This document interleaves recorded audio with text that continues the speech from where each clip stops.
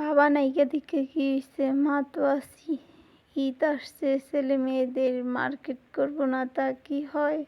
কম হলেও তো করতে হবে। আলহামদুলিল্লাহ ছেলে মেয়েদের জন্য মার্কেট করে নিলাম। দেখেন এই চুড়ি কিন্তু আমার না।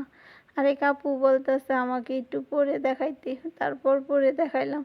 আর ছেলে মেয়েরা ঈদের ছুটিতে বাড়িতে আসবে, এর জন্য আমি মাছ টাছ কিনে কেটে ধুয়ে থুয়ে তারপর চলে গেলাম কালীবাজারে।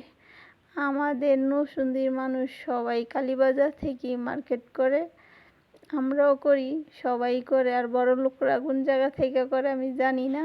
আর দেখেন মার্কেটে এত ভিড়, যা বলার বাইরে, এত গরম, যেমন মিছিল করতেছে। আর দেখেন হাত নাই পাও নাই ভাইয়ারা কিভাবে শুয়ে আছে, দেখে এত খারাপ লাগতেছে।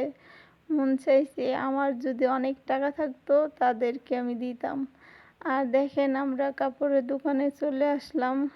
এই জায়গা থেকে কাপড় কিনে তারপর চলে গেলাম জুতার দোকানে।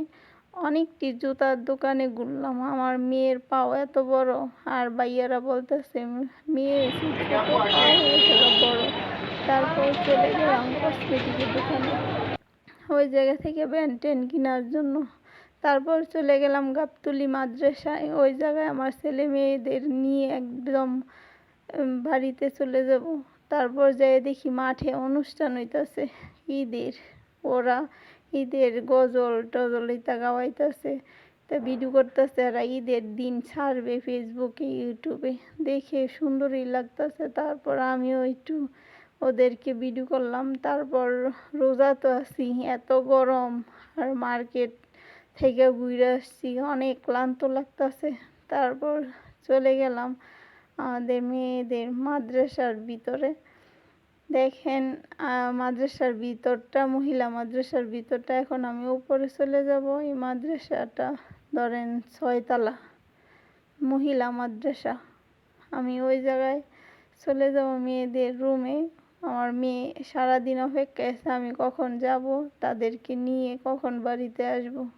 ছুটি দিলে আর রক্ষা নাই, কখন বাড়িতে যাবে এই আশায় অপেক্ষায় থাকে। দেখেন আমি একদম 6 তলায় চলে আসছি, এটা অজুখানা।